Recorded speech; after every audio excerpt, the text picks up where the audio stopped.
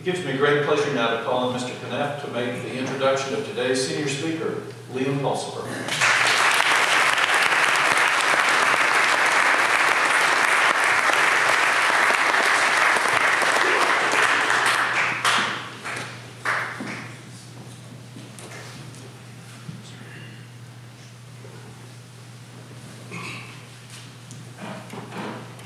Good morning. Good morning. A few Fridays ago, I received a text from Liam at 7:15 p.m. I was, of course, already asleep, exhausted by a living room dance party with my girls, so I saw it the next morning when I began brewing a pot of coffee. The text read, "Didn't get to the next round of the Moorhead Cane Scholarship. I'm disappointed, but doing all right." I sat and thought, and sipped my coffee. Disappointed? Doing all right? No, not Liam. That's just what he's supposed to say. I took another sip. Could failure really bother him? No, Liam is too mature for that. He'd never let rejection get him down. He knows how talented he is, so scholarship can't take that away from him. I texted back, "I'm sorry, Liam. I'm here if you want to talk. Otherwise, let's chat on Monday." "Thanks, Mr. K," he later responded. "We can talk later." I took another sip, and the coffee was cold. I poured another cup and began another task. And that morning I failed him. He was sad and hurting, and I cut that emotion off. Disregarded it with a terse reply and a limp invitation to talk only if he wanted to. What a shame. I bought into the lie. That lie that says successful, confident young men must be superhuman. That lie that demands men replace their humanity with meretricious values like stoicism and control. That lie that severs emotion, replaces it with false bravado. That lie that says to appear masculine you must reject vulnerability, label it a characteristic of women and a few featherweight men.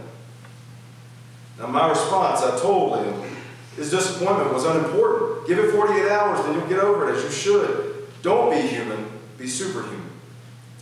And in doing so, I missed a chance to hear his heart, to grow closer in our friendship, and to help him through a tough time. I had avoided empathy and adapted blinders. At the following Monday's assembly, Liam stood up and announced that his friend and competitor, Conrad Ma, had advanced as a finalist for the Moorhead Scholarship. He spoke with dignity and grace despite his sadness, cheered on his friend because he sincerely wants him to win. And that's when it hits me. Liam says hello to my girls every time we go to advising lunch. It's the first thing he does. He enjoys wearing flannel shirts over his button-down and tie. We'll call that look the dog. He writes poetry in his free time. He's thinking about going to India before going to college. This young man, who we all know for the excellence he brings to every facet of his life, is human, not superhuman. His success is not magical. He works at it like everyone else. He feels pain as he feels triumph. And he is made of flesh and bone, but it's hard to remember that about him. He was always going to congratulate Conrad. What he needed that morning from me was a brief moment of empathy. Now today, Liam has a message. And if you do as I did and see him as superhuman, thinking everything comes easily for him, naturally, that he was born with character and drive, you might not hear this message as you should. You'll think, it's easy for him to say, he's exceptional. But if you cut him, I assure you, he'll bleed. And what challenges come from him today derive from a spirit of humanity, from his human experience. The recognition of one's own humanity is the beginning of empathy. And empathy helps us grow. And hopefully growth will be the result of his speech. Ladies and gentlemen, Liam Pulsifer.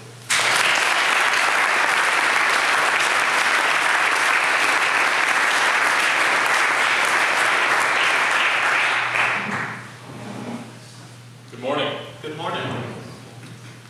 Mr. Kaneft, thank you for that introduction and for all you've done for me since we first met a few years ago. One of my only regrets from my high school career is never getting the chance to take your class. I know we'll stay in touch long after I'm gone here, but thank you for being a wonderful advisor, philosophical conversation partner, and friend. Mom, Dad, and Zach, I could actually thank you enough for all that you do and all that you are, but it would take far more time than we have today. I love you guys. To all the friends that I've made since I came here, You guys make this place worth going back to. Thank you. Some of you may not know that I didn't come here until my sophomore year. I stuck around at Owen High School a bit to play in the marching band and to stick with some of my friends.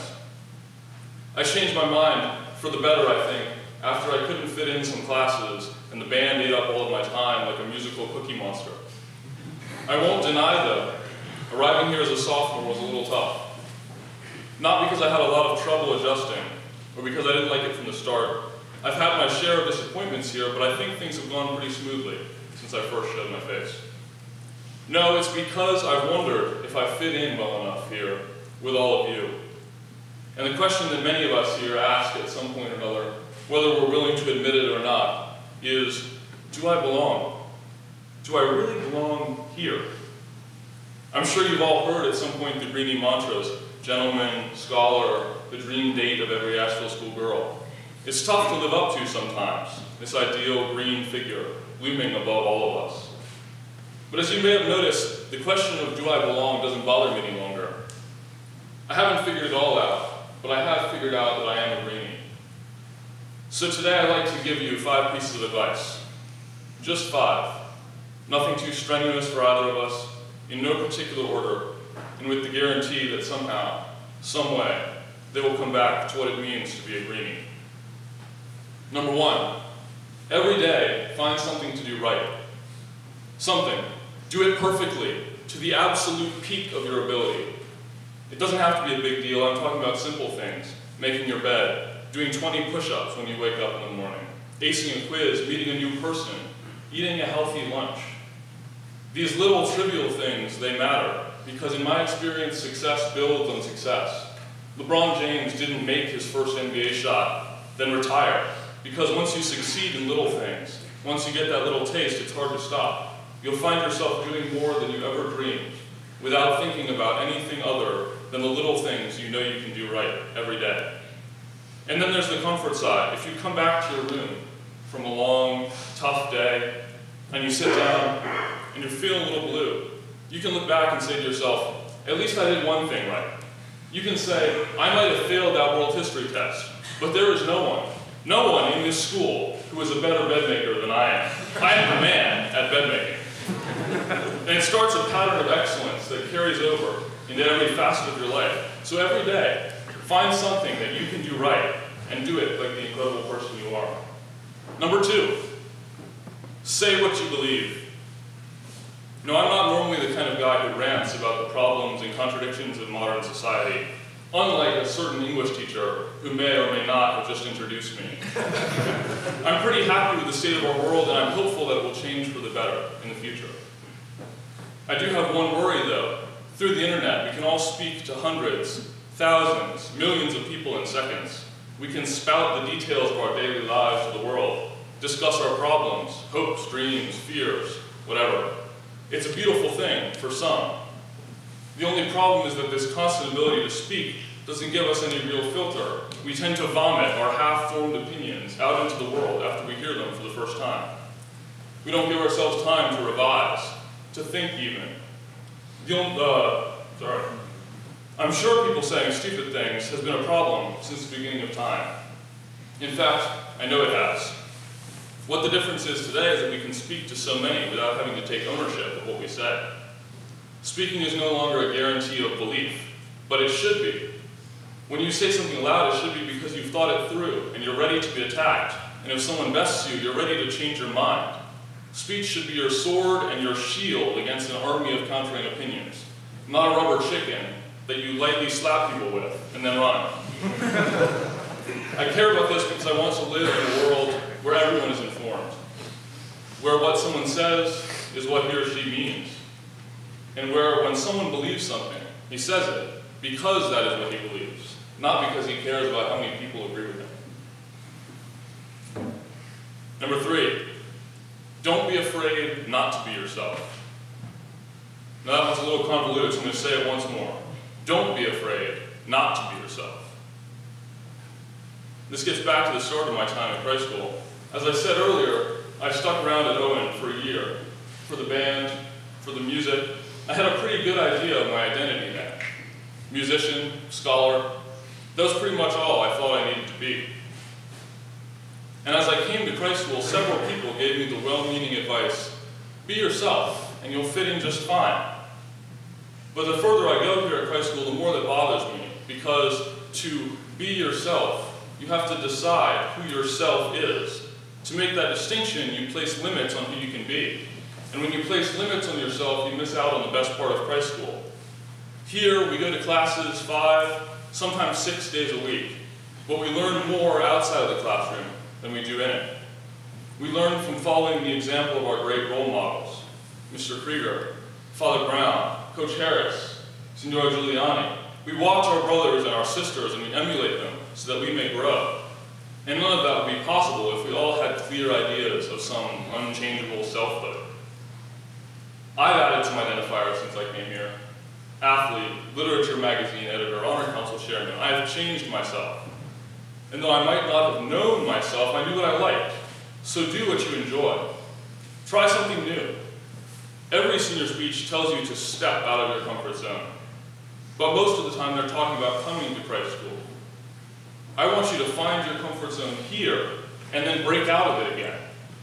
As Jack Richford told us earlier this year, you can completely change your identity with willpower alone. And what you should do, always, is strive to be someone better than yourself. Thing number 4, and this is my key to being a Greenie. Don't waste your time trying to be a Greenie. Because here's the thing, the Greenie that you hear about from everyone is a dream. It's not real. We might have slightly different ideas about what the perfect Christ school student is, but they probably share some very specific traits. Prefect, star athlete, scholar, that are kind of contrived if you think about it. Not everyone wants all that the Greenie is, and many of us are left to look around saying, wait a minute, do I have to change my goals so that I can belong? Who in this chapel thinks that a Greenie is a poet? Who thinks a Greenie is a dancer? What about a pole vaulter, an electronics expert, a photographer? I doubt many of you would have said yes to some of these, but we have Greenies in this chapel today who are all of those things. When you define a Greenie, just like when you define yourself, you limit the Greenies. And who are these Greenies? Everyone here today is a Greenie. We are all Greenies for life the second we step onto this campus for our first day. Each of us brings his own unique talents and skills here, and each of us expands the Greenie world every day. So let's change the phrase from, this is what a Greenie should be, to, I am a Greenie, and this is what I'm going to be. Thing number 5, accept your brothers.